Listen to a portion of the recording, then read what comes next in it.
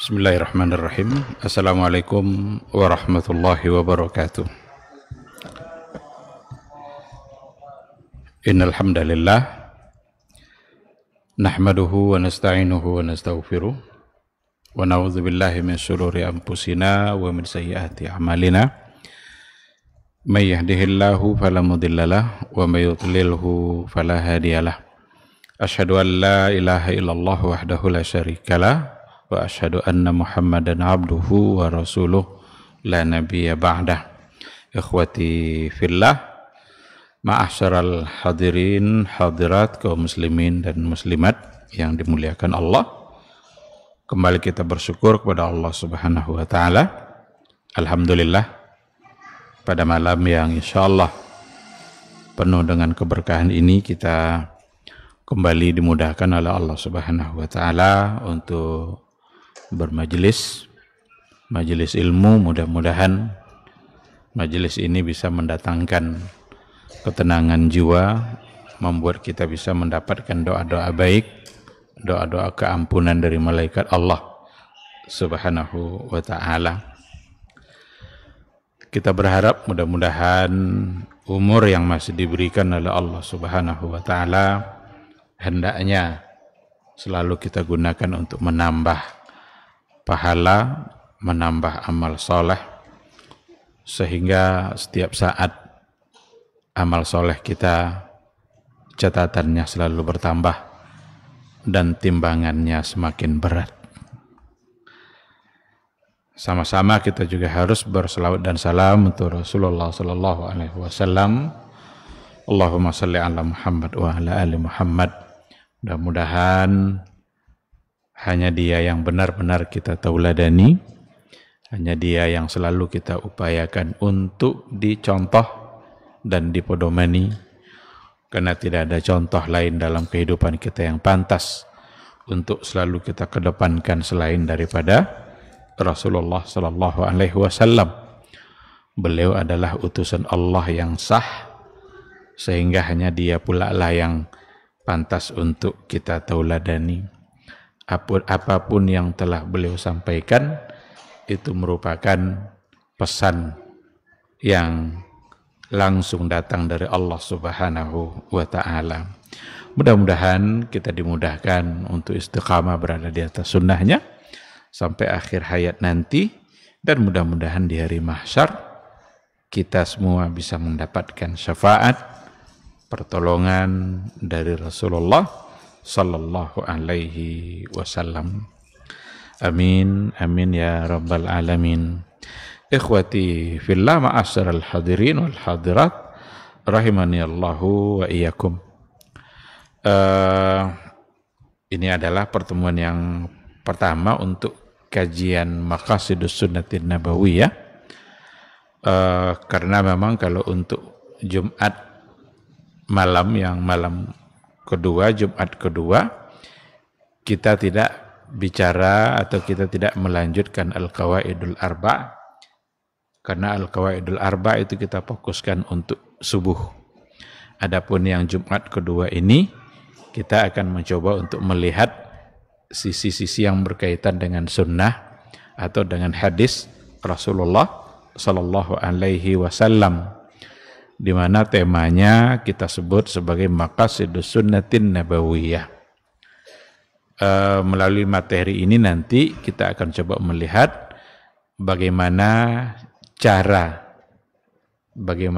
yang paling tepat yang dilakukan oleh para ulama di dalam memahami hadis Nabi. Yang terakhir dulu yang kita bahas adalah di antara metode atau cara memahami hadis-hadis Nabi itu adalah memahami hadis dengan mengenali dimensi waktu dan tempat. Ini yang terakhir yang sudah kita bahas. Al-bu'duz zamani wal bu'dul makani.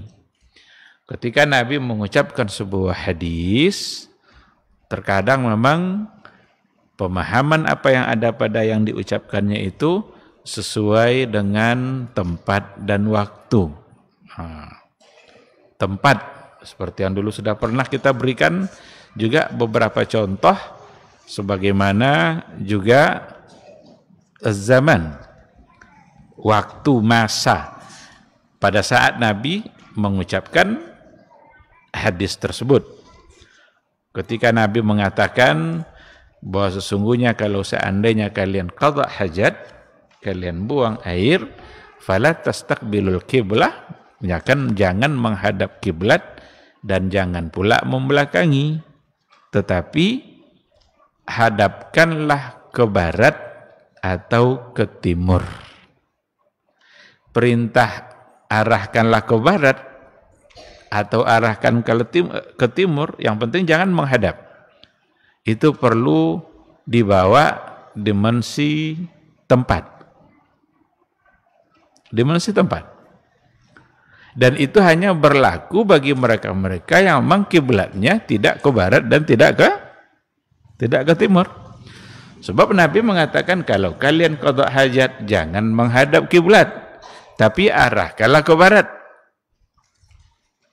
Kalau orang tinggal di wilayah di mana kiblatnya barat, coba. Contohnya kita selalu menyebut kiblat kita adalah arahnya barat. Sementara Nabi bilang jangan menghadap kiblat tapi arahkanlah ke barat. Gimana kalau seandainya tidak dibawa di situ dimensi tempat? Nah, oleh karena itu hadis itu hanya berlaku untuk mereka yang arah kiblatnya tidak ke barat dan tidak ke timur, seperti Ahlul Madinah.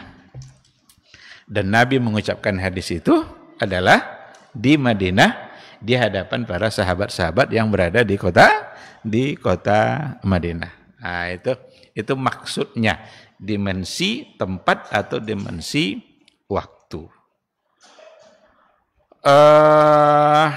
Itu yang terakhir yang kita bahas. Sekarang kita akan lanjutkan poin yang berikutnya. Bagaimana metode dalam memahami hadis pada poin yang berikutnya. Yang kalau di sini poin yang kelima, nomor yang kelima. Bahwa sesungguhnya memahami hadis Nabi mestilah sejalan dengan maqasidul hadis. Sejalan dengan maqasidul hadis. Maqasid atau tujuan apa sebenarnya yang ingin dicapai dari apa yang diucapkan oleh Rasulullah sallallahu alaihi wasallam.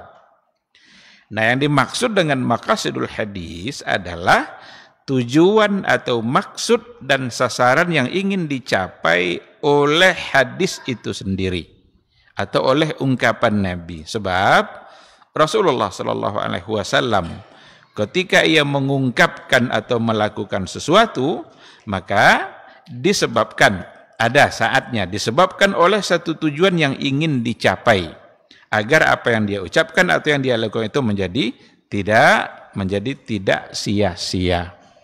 Nah, oleh karena itu nanti kita melihat ada sesuatu yang diucapkan oleh Rasulullah sallallahu alaihi wasallam. Nabi mengucapkan sesuatu, dari ucapan Nabi itu dipahami bahwa yang diinginkannya adalah maksud dari ucapan itu. Tujuan yang ingin dicapai oleh yang diucapkan beliau. Tidak mesti semata-mata apa lafaz yang beliau ucapkan.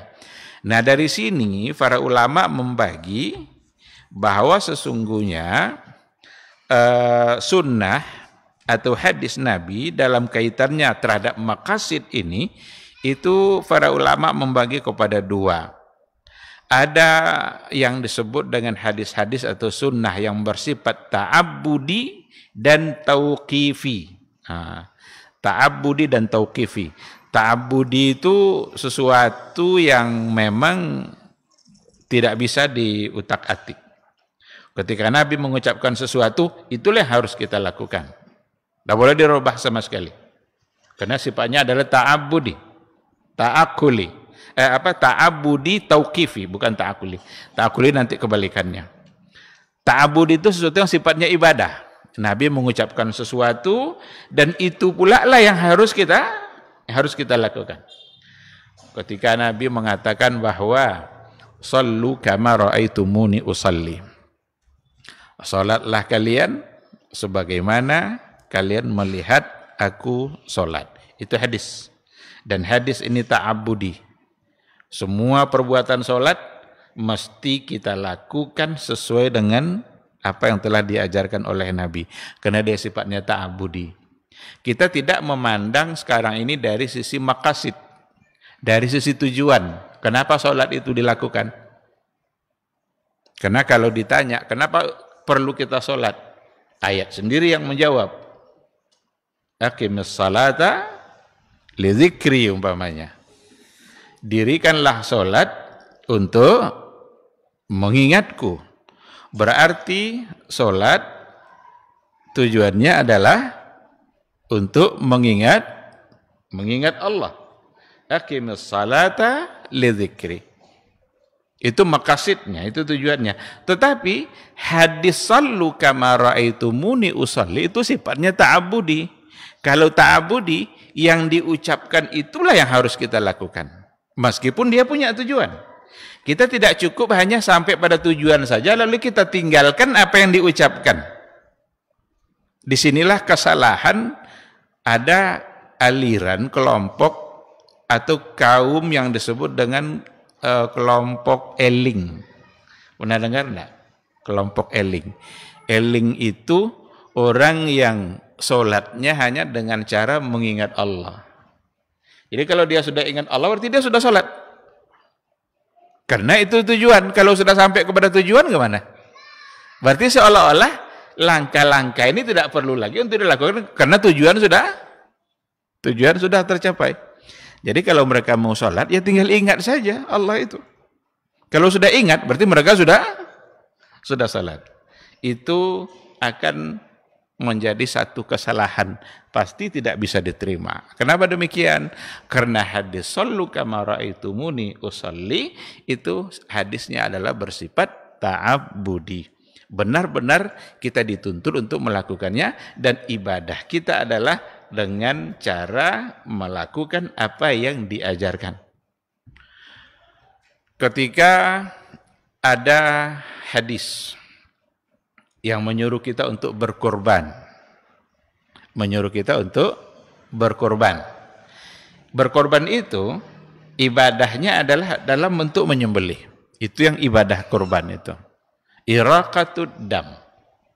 Man kana lahu sa'atan walam yudahi fala yaqrabanna musallana. Barang siapa yang punya kelebihan rezeki lalu dia tidak berkorban, maka jangan dekat-dekat musalla kami. Ini hadis. Kurban itu ibadahnya adalah iraqatud dam. Untuk menumpahkan darah dengan cara menyembelih atas nama Allah. Ini ta'abbud kita, itulah ibadah kita. Mendekatkan diri kepada Allah dalam berkurban itu dengan menyembelih, dengan menumpahkan darah. Meskipun nanti ini ada maqasidnya, ada tujuannya. Tapi yang dipandang di sini bukan maqasidnya. Maqasidnya jelas ada, akan tercapai insya Allah. Apa maqasidnya? Memberikan makan atau memberikan sesuatu yang bisa dibagi-bagikan untuk menjadi kebutuhan banyak orang. Di antaranya adalah fakir miskin atau yang bukan fakir, karena kurban bukan hanya untuk fakir miskin saja. Ada untuk jatah-jatah yang lain. Nah, sekarang boleh enggak usah disembelih kurban itu, tapi uangnya aja dibagi-bagi. Umpamanya ada uang untuk seharga seekor kerbau. Umpamanya 20 juta atau 17 juta. Kurban itu ibadahnya adalah iraqatud dam. Kalau belum menumpahkan darah, mengalirkan darah, berarti belum kurban. Tujuannya apa? Memberikan sesuatu yang bisa memenuhi kebutuhan masyarakat, makanan. Sekarang enggak usahlah kita beli sapi ini, uangnya aja kita bagi-bagi, bisa? Uangnya bisa sampai enggak? Bisa terpenuhi enggak? Bisa. Nah, oleh karena itu kelompok pertama, hadis pada poin pertama itu ta'abudi. Mesti ibadahnya itu yang dilakukan. Nggak bisa diganti-ganti, nggak bisa dirubah-rubah. Sebab itulah yang ta'abudnya, itulah yang ibadahnya. Jadi apa istilahnya tadi? Ta'abudi atau sifatnya adalah tauqifi. Ini banyak sekali nanti contohnya. Dan tidak bisa kita utak-atik itu. Kenapa subuh 2 rakaat? Kenapa sholat zuhur itu kenapa mesti ba'da zawal? Harus tergelincir dulu matahari. Kalau sebelum zawal kok belum boleh zuhur? Nah, bukan sesuatu yang menjadi kerja kita. Karena itu sifatnya adalah tauqifi. Ini pada poin yang pertama. Gitu juga nanti dengan akikah umpamanya. Akikah itu ibadah dalam bentuk menyembelih. Ada ketentuan-ketentuan yang diatur oleh agama kita. Kalau ditinggalkan menyembelihnya, berarti belum akan disebut sebagai ibadah akikahnya. Paling ya sekedar syukuran. Kalau syukuran ya bisa saja. Itu kita yang menyebutnya sebagai ibadah syukuran. Tapi kalau yang akikah yang syar'iyahnya itu adalah iraqatu ad-dam. Mengalirkan darah dengan menyembelihnya atas nama Allah. Ini pada poin yang pertama. Yang kedua, ini hubungannya dengan kajian kita. Yang kedua, hadis atau sunnah yang dapat dikategorikan kepada sesuatu yang diketahui maksud dan tujuannya, bahkan dapat diistilahkan dengan ta'akuli dan ma'kuliyatul ma'na. Ini istilah-istilah dalam usul fikih ini sebenarnya. Kalau tadi ada ta'abudi, ibadah, ada ta'akuli, logis, ada sesuatu yang akliyah. Ma'kuliyah itu al-ma'na, diketahui maksud dan tujuannya, bahkan penetapan hukum yang terkandung di dalamnya berdasarkan kepada maksud dan tujuan tersebut. Jadi ini adalah kelompok yang kedua untuk hadis Nabi. Kalau yang pertama tadi ta'abudi, kita mesti ikuti seperti apa yang dikatakan oleh Nabi. Salat diawali dengan takbiratul ihram. Boleh enggak kita tidak memulainya dengan takbiratul ihram? Enggak boleh. Nabi mengatakan bahwa sholat diakhiri dengan salam. Tiba-tiba kabur aja kita tanpa ada salamnya. Dan Nabi pun mengajarkan bagaimana cara salam itu. Ketika dirubah cara salamnya saja, itu saja sudah menjadi salah. Seperti dalam ibadahnya orang Syiah. Orang Syiah salamnya bukan dengan salam kanan, salam kiri. Tetapi mereka dengan melakukan menepuk paha 3 kali. Ya nampak nanti ada orang yang sholat tepuk paha 3 kali dan lalu pergi dia. Itu Syiah. Karena begitulah dalam fikihnya Syiah itu. Berarti mereka sudah merubah. Yang Nabi tidak melakukan seperti itu. Padahal ini adalah sesuatu yang sifatnya ta'abudi, tauqifi. Nah, tapi pada poin yang kedua, yang dipandang adalah bukan semata-mata apa yang diucapkan, bukan semata-mata apa yang dilakukan, tapi yang dipandang adalah tujuan untuk apa, kenapa Nabi mengucapkan, atau kenapa Nabi melakukan. Nah, jadi yang dipandang pada poin yang kedua ini adalah sesuatu yang bersifat maqasid atau tujuan dari hadis yang diucapkan oleh Rasulullah sallallahu alaihi wasallam. Apa contohnya? Ada sebuah riwayat, ini sebagai contoh yang biasa diangkat oleh para ulama dalam persoalan ini, seperti qala Rasulullah sallallahu alaihi wasallam, al-a'immatu min Quraisy. Al-a'immatu min Quraisy. Pemimpin itu mestilah dari suku Quraisy. Pemimpin itu mestilah dari suku Quraisy. Ini adalah hadis diriwayatkan oleh Imam An-Nasai. Ini hadis riwayat Imam An-Nasai. Secara tekstual, hadis ini mengatakan bahwa salah satu dari syarat menjadi pemimpin atau khalifah itu haruslah berasal dari suku Quraisy. Ini secara zahir hadis ini.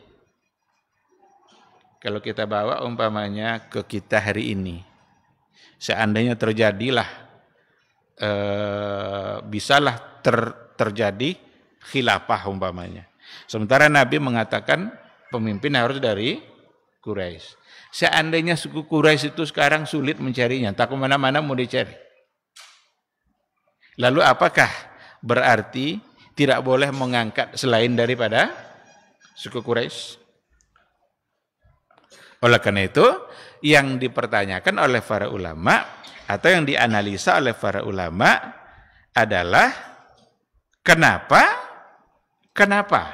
Nabi mengucapkan bahwa al-a'immatu min Quraisy.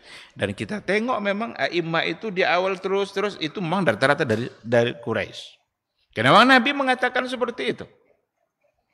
Jadi salah satu dari apa yang pernah dijelaskan oleh seperti Ibnu Khaldun umpamanya, salah seorang dari sosiolog, ahli sosiologi Islam, ulama Islam yang sangat mengerti dengan kondisi-kondisi masyarakat. Beliau termasuk di antara ulama yang berkeliling ke berbagai belahan dunia dan beliau menulis sebuah buku, judulnya adalah Al-Muqaddimah, Muqaddimah Ibnu Khaldun. Kalau ada dengar kitab Muqaddimah Ibnu Khaldun, itu adalah karya beliau yang berbicara tentang tabiat-tabiat manusia, masyarakat-masyarakatnya. Di situ ada salah satu alasan dan pembahasan beliau tentang terkait dengan al-a'immatu min Quraisy. Kenapa al-a'immatu itu mesti min Quraisy? Karena pada masa dahulu ketika Nabi diutus itu, yang paling disegani dari semua suku-suku dan kabilah Arab yang ada, itu adalah suku Quraisy. Dan Nabi berasal dari suku itu. Nabi berasal dari suku itu. Padahal kabilah banyak sekali pada masa itu. Ada Quraisy, ada suku-suku yang lain. Nah, dikarenakan oleh mereka yang paling disegani, maka yang paling pantas memimpin adalah mereka. Pemimpin Arab sebelum Nabi diangkat menjadi Rasul, datuknya sendiri. Abdul Muthalib itu kan datuknya Nabi dan dia adalah orang yang paling disegani di Jazirah Arabia. Dialah yang memimpin ketika itu. Nah, sehingga dengan demikian dijadikanlah ilat atau alasan kenapa Nabi itu mengatakan seperti itu, sebab bahwa suku Quraisy adalah suku yang paling pantas untuk memimpin. Sehingga Nabi mengatakan al-a'immatu min Quraisy. Pemimpin itu datang dari Quraisy. Tadi sudah saya katakan, di sini juga dijelaskan bahwa Ibnu Khaldun, salah seorang dari sosiolog Islam, memberikan jawaban dalam memahami hadis ini. Beliau mengatakan bahwa kedudukan suku Quraisy yang sangat disegani serta kemampuan mereka yang sudah teruji dalam memimpin bangsa Arab membuat mereka pantas untuk selalu memimpin. Sehingga nanti pertanyaannya begini, seandainya satu saat nanti ketika kita tidak menemukan yang dari suku Quraisy itu, apakah tidak boleh mengangkat pemimpin dari suku selain Quraisy? Karena kalau tidak dianggap sebagai seperti yang tadi, maka mengangkat yang selain suku Quraisy berarti kita menyalahi hadis Nabi. Dan pemimpin yang mana yang dimaksud umpamanya? Kalau umpamanya sekarang di Arab umpamanya, apakah mereka itu Quraisy, dari suku Quraisy? Atau kalau kita di Indonesia mau memilih pemimpin, mau dicari suku Quraisy, bagaimana kita caranya untuk mencarinya? Oleh karena itu, ini salah satu dari contoh yang biasa diangkat oleh para ulama ketika bicara tentang hadis yang sifatnya ma'kuliyatul makna atau ta'ab kuli. Ini contoh yang pertama. Jadi intinya ada pada kemampuan dan kualitas kepemimpinan seseorang. Sehingga dialah yang pantas memimpin, karena pada masa itu suku Quraisy adalah orang yang paling disegani di Jazirah Arabia. Ada contoh yang kedua. Contoh yang kedua adalah as-siwak matharatun lil fami wa mardatun lirabbi. Siwak itu, bersiwak itu dapat membersihkan mulut serta membuat Allah menjadi ridha. Jadi matharatun lil fami, membersihkan mulut, wa mardatun lirabbi, untuk mendapatkan ridha Allah. Pada masa Nabi, siwak itu dengan menggunakan syajaratu arak. Ada pohon, ranting dari pohon, itu dari pohon arak istilahnya. Itulah siwak yang dipakai pada masa Rasulullah Shallallahu Alaihi Wasallam. Kalau di Arab sampai sekarang masih banyak yang menjual itu. Kalau kita mau ke Masjid Nabawi, di jalan itu, di pinggir-pinggir jalan itu banyak yang jual. 1 rial, sekali, 2 kali, 3 kali pakai, nanti dibuang, kemudian beli lagi 1 rial, 2-3 kali pakai, nanti bisa dibuang. Kalau di kita, jarang kita menemukan orang menjual siwak dalam bentuk kayu. Ada mungkin di sebagian tempat, di toko-toko seperti mungkin yang ada label-label sunnahnya, barangkali ya bisa ditemukan. Cahaya sunnah atau apa gitu, itu mungkin bisa ditemukan. Tapi jarang. Nah, sekarang pertanyaannya adalah, ketika Nabi mengatakan as-siwak, siwak itu kalau bentuk perbuatannya bersiwak. Tapi kalau alatnya adalah dalam bentuk kayu. Maka pertanyaannya berikutnya adalah, apakah bersiwak dengan kayu tadi itunya yang diinginkan oleh Nabi atau tujuannya? Nah, ini dia. Tujuannya tadi apa? Matharatun lil fami wa mardatun lirabbi. Membersihkan dan mendapatkan ridha Allah. 2 tujuannya. Coba, dalam seminggu ini, siapa yang bersiwak pakai kayu? Dalam seminggu ini. Tidak usah sehari ini, dalam seminggu. Siapa yang bersiwak dengan menggunakan kayu? Ada? Apakah berarti kita tidak mengikuti sunnah Nabi? Apa kita meninggalkan sunnah Nabi? Atau memang tidak mesti dengan kayu? Karena yang kita dapatkan sekarang ini bukan dalam bentuk kayu. Ada sikat giginya, ada odolnya. Katanya memang kalau pakai kayu itu katanya luar biasa pengaruh kekuatan gusi.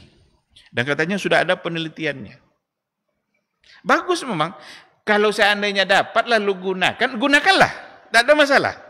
Bukan pula berarti tidak boleh dilakukan. Boleh saja. Seandainya nampak nanti orang jual kayu siwak itu, belilah tuh.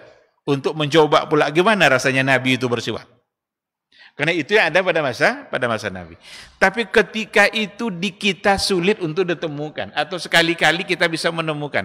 Barangkali dapat hadiah dari orang pulang umroh, mungkin sekali-kali ada kawan pulang umroh dikasih hadiah.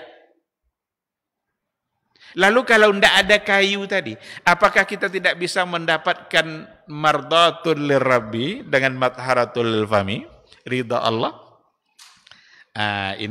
Ini yang dimaksud memang dengan sunnah atau hadis yang dipandang dari sisi maqasidnya, dari sisi tujuannya. Karena tujuannya adalah membersihkan mulut dan mendapatkan ridha Allah. Bukan fokus hanya pada kayunya. Sebab kalau seandainya sunnah ini fokus pada kayunya, niscaya kita akan kesulitan melaksanakan sunnah yang satu ini. Karena kita tidak menemukan kayu itu atau menemukan sekali-kali saja ketika mendapatkan hadiah dari kawan-kawan yang pulang dari umrah. Tapi perlu dipahami ini baik-baik, jangan salah dalam memahami ini. Kita tidak sedang menolak apa yang dilakukan oleh Nabi. Cuma Nabi sendiri yang menyebutkan tujuan kenapa melakukan itu. Dan di satu sisi di kita sulit untuk mendapatkan bahan yang dulu digunakan oleh Rasulullah Shallallahu Alaihi Wasallam. Nah, disinilah nanti di dalam beribadah ada yang namanya ghayah, ada yang namanya wasail. Ada namanya ghayah, ghayah itu tujuan.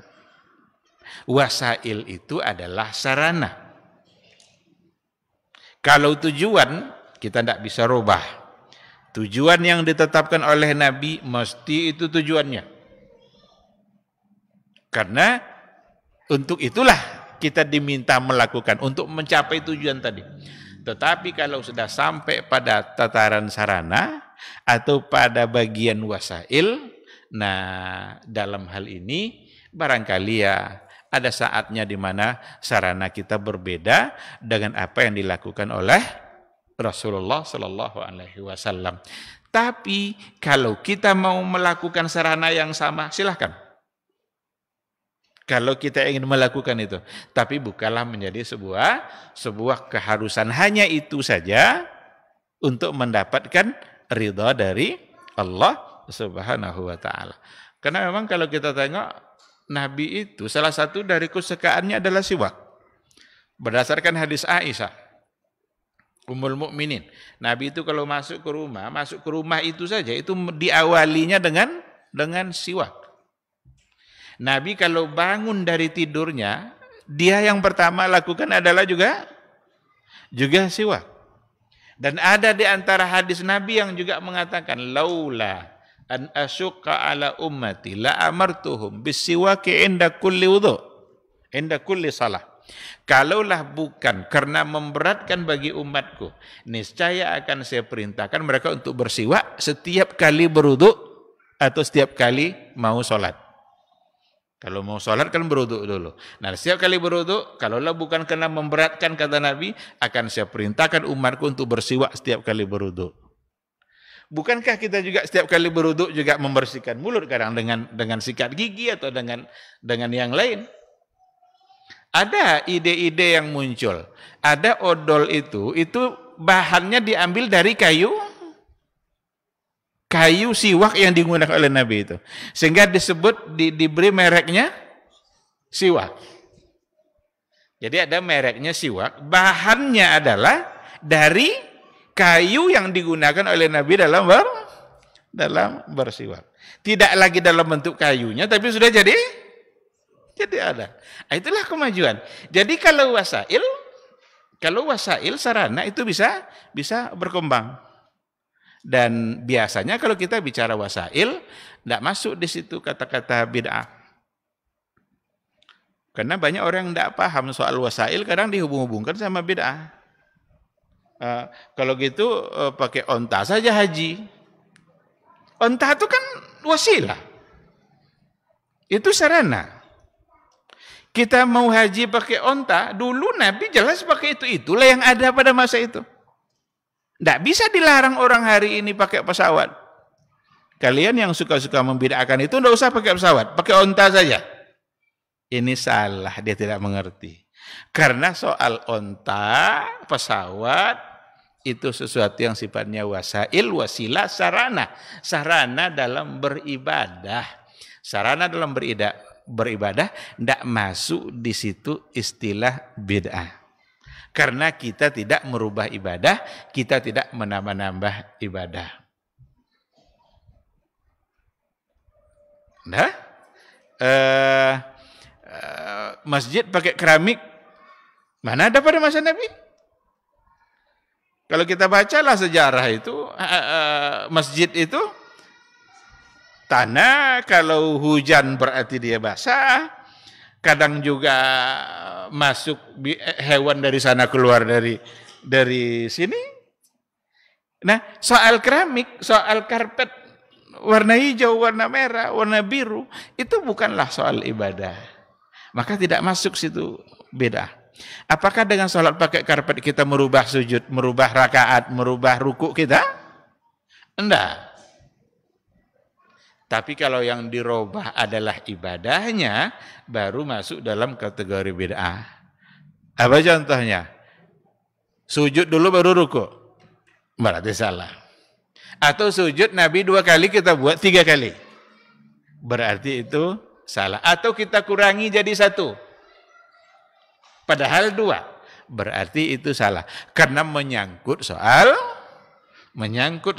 zatul ibadah, soal ainul ibadah, soal ibadahnya, bukan soal sarananya.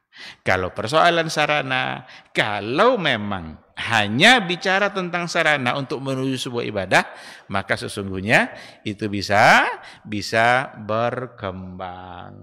Maka tidak mengapa kalau seandainya kita menggunakan berbagai macam sarana-sarana yang ada untuk kelancaran ibadah kita. Masjid pakai AC, silakan saja. Masjid pakai kipas angin, silakan saja. Itu semua adalah bagian dari sarana, bagian dari wasilah.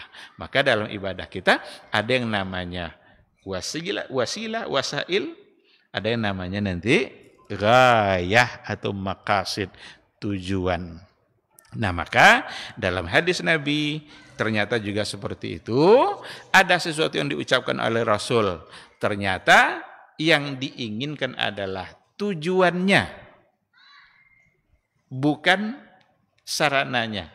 Tapi ada memang di antara yang diucapkan oleh Nabi yang sifatnya ta'abudi, tauqifi, tidak boleh sama sekali untuk kita, robah. Apa yang diajarkan oleh Nabi itu yang dilakukan. Kenapa kalau sholat hari raya itu takbirnya tidak cukup hanya dengan sekali?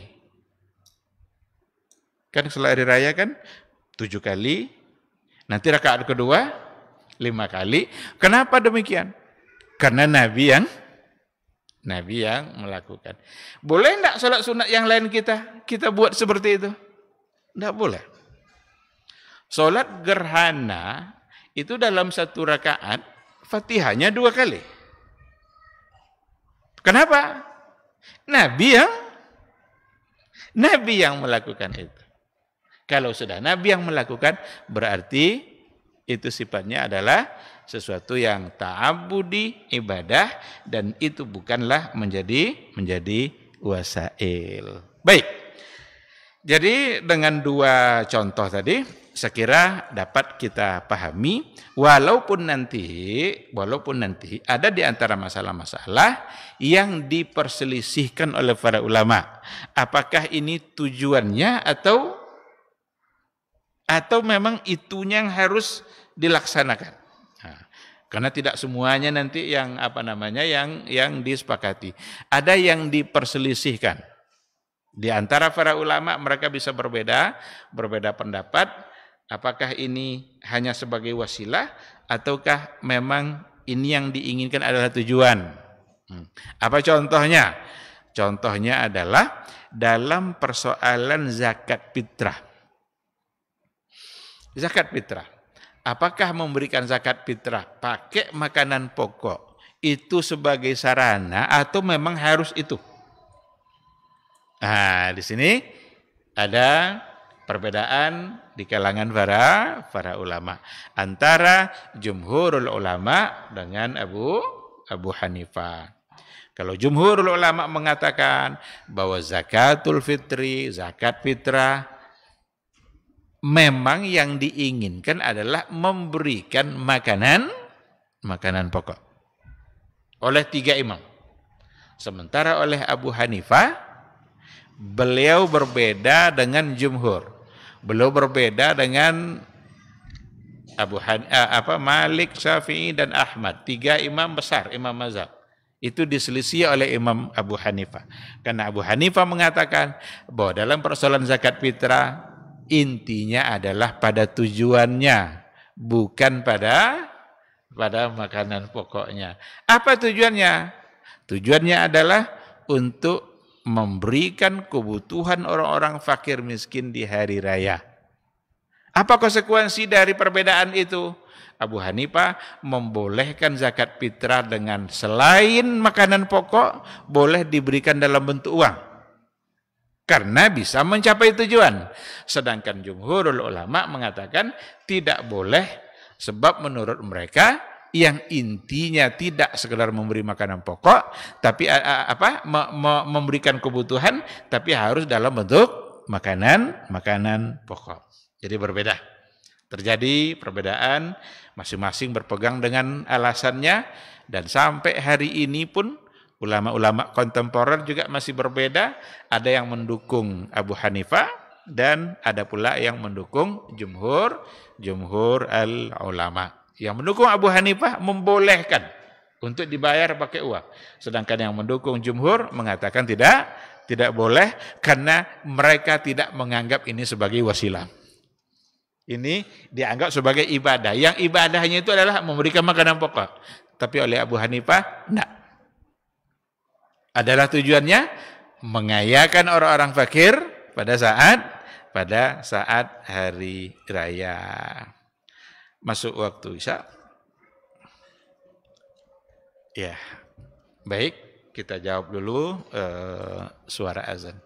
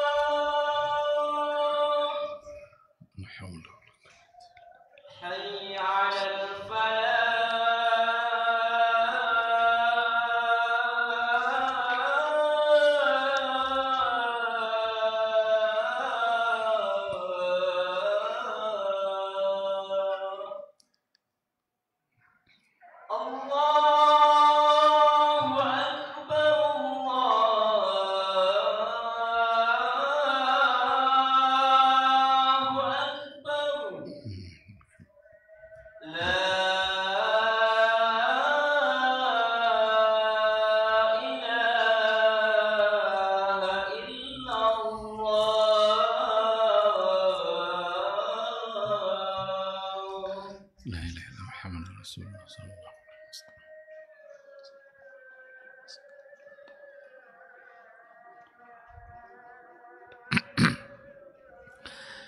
Bismillahirrahmanirrahim. Alhamdulillah wassalatu wassalamu ala Rasulillah wa ala alihi wa sahbihi wa mawalah.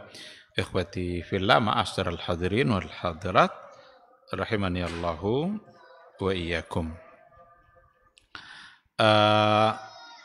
Tadi sudah kita sampaikan bahwa salah satu dari metode dalam memahami hadis Nabi adalah ketika kita memahami hadis dengan mengaitkannya dengan tujuan atau maqasidul hadis, maqasid dari ucapan Nabi, maqasid dari sunnah. Itu berlaku untuk sunnah-sunnah yang memang yang diinginkan adalah maqasidnya. Seperti yang sudah kita contohkan. Jangan nanti salah. Karena ada hal-hal yang kita tidak boleh sembarangan untuk memandang dari sisi itu. Karena apa yang diinginkan oleh Nabi dalam hadisnya itulah yang diinginkan. Oleh karena itu ada satu catatan sebelum kita bertanya jawab. Ada satu hal yang harus ditekankan di sini bahwa illat dan maqasid dari sebuah hukum tidaklah ditentukan oleh akal semata. Tidak ditentukan hanya oleh pikiran, oleh akal seseorang. Oh, ini menurut saya kayaknya begini nih. Enggak, bukan hanya oleh akal semata. Akan tetapi haruslah didukung dan diperkuat oleh alasan-alasannya, oleh karinah-karinahnya, indikasi-indikasinya, serta kemaslahatan yang dikedepankan adalah kemaslahatan yang mu'tabar, bukan kemaslahatan yang asal-asalan.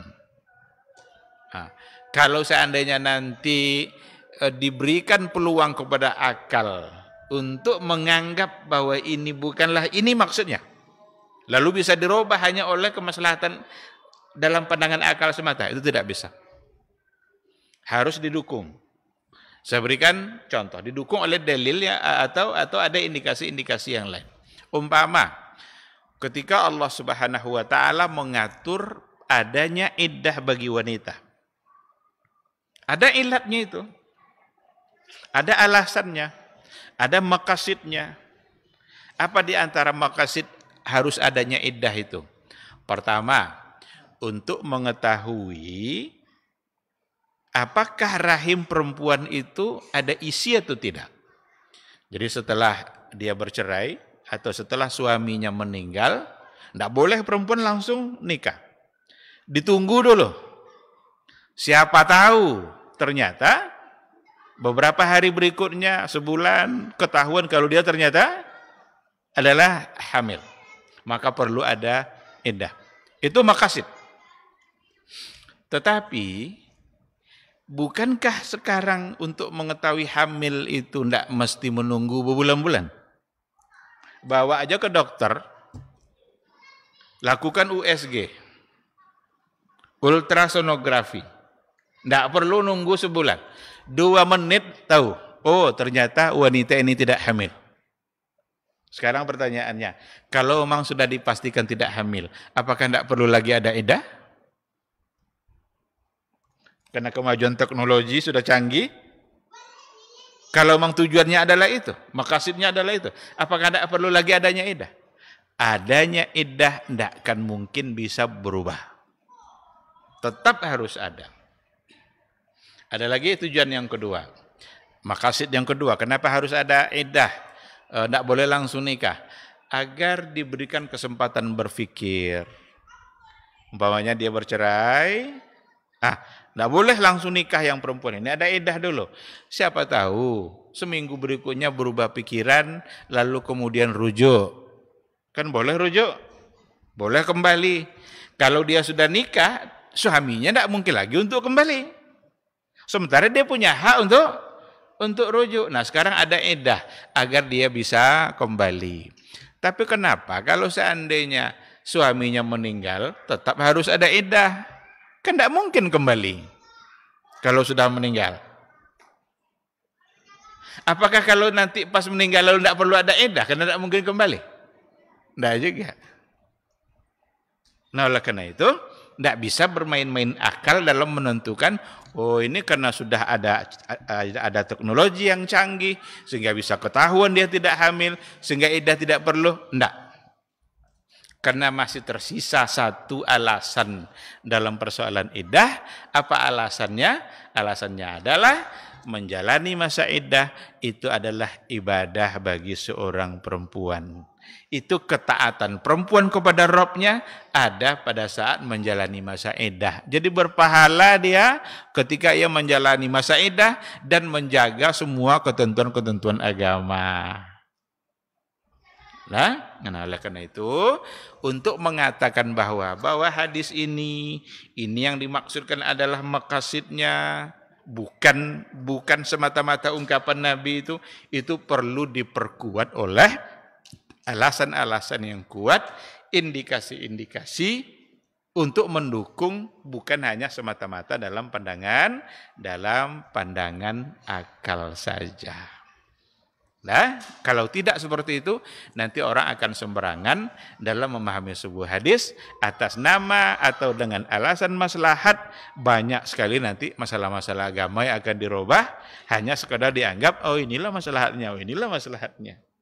Nah, kenapa Abu Hanifah memandang pada zakat fitrah itu bahwa bukan intinya pada makanan pokok? Itu bukan semata-mata dari akal dia. Dia membawa sebuah hadis. Ada hadis yang dia pakai. Apa hadisnya? Karena Nabi mengatakan, "Ughnuhum anis su'al dzalikal yaum." Hindarkan fakir miskin itu dari meminta-minta pada hari raya. Inilah hadis yang dipakai oleh Abu Hanifah. Berarti intinya adalah memenuhi kebutuhan fakir miskin. Dan itu bisa terpenuhi kalau pakai uang. Pakai makanan pokok bisa, pakai uang juga bisa. Sebab intinya, ugnuhum anis su'al. Hindarkan mereka dari meminta-minta pada hari raya. Nah, terlepas dari mana yang lebih kuat, tapi yang jelas ini adalah perbedaan ikhtilaf di kalangan para ulama. Ada yang bertahan dengan pendapat jumhur, tapi ulama-ulama kontemporer banyak yang mendukung pandangan dari Abu Hanifah. Wallahu subhanahu wa ta'ala a'lam. Baik, saya kira ini kajian kita pada malam hari ini. Seandainya ada satu atau dua pertanyaan, kalau enggak kita tutup.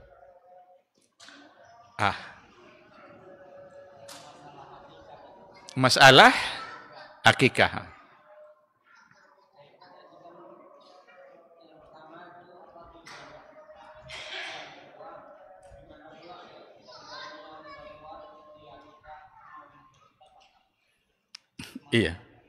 Iya, kalau tujuan akikah tidak akan berubah.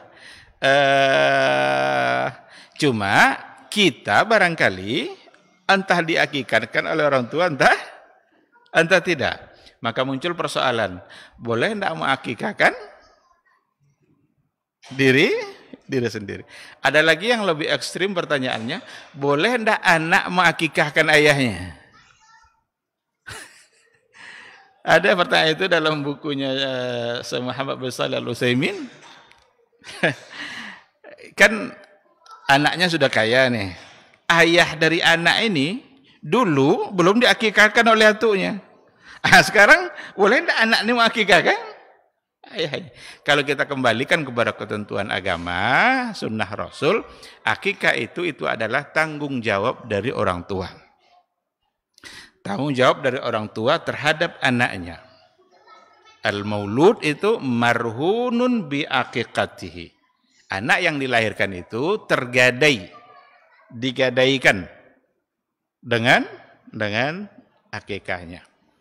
Nah, ketika orang tuanya mampu, lalu dia tidak mengakikahkan, berarti orang tuanya salah. Karena dia mampu tapi tidak mengakikahkan. Nah, kalau seandainya orang tuanya tidak mampu, berarti itu di luar daripada kemampuan.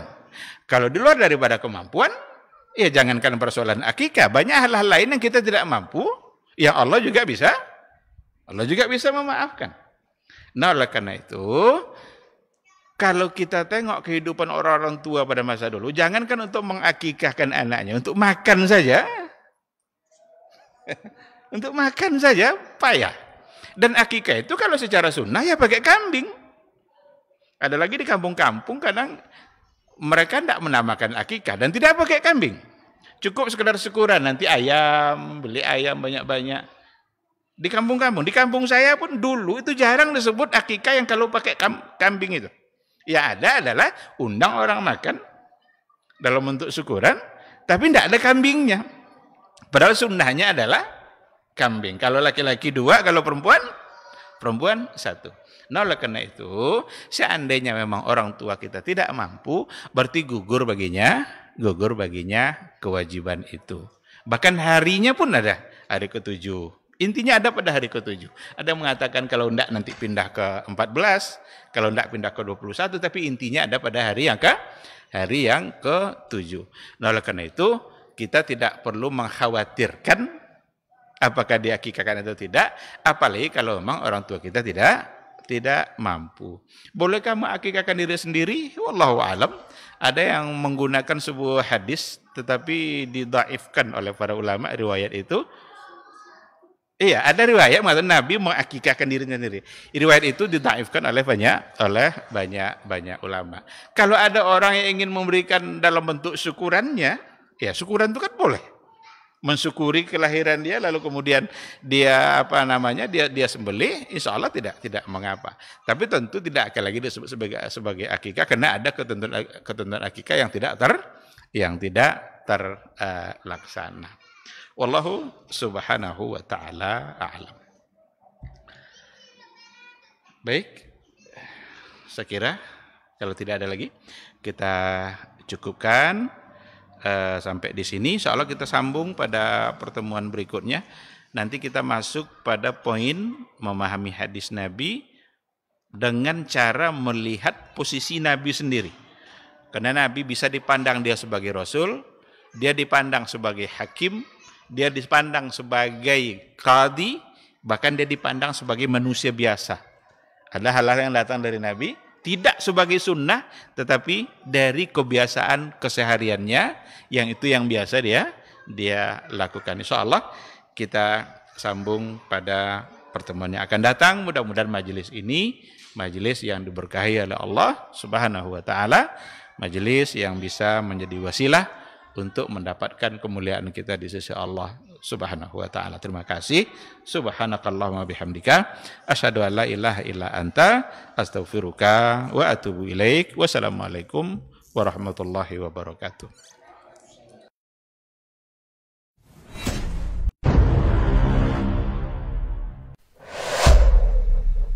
Dunia dan seisinya ini bagi Allah tak sama nilainya dengan sebelah sayap lalat. Barang siapa yang beramal untuk akhiratnya, Allah akan cukupkan baginya urusan dunia. Sayati zamanun 'alan nasi as-sabiru fihim qalqabit al-jamarah. Akan ada satu masa di akhir zaman yang berpegang teguh dengan agamanya seperti orang yang sedang memegang bara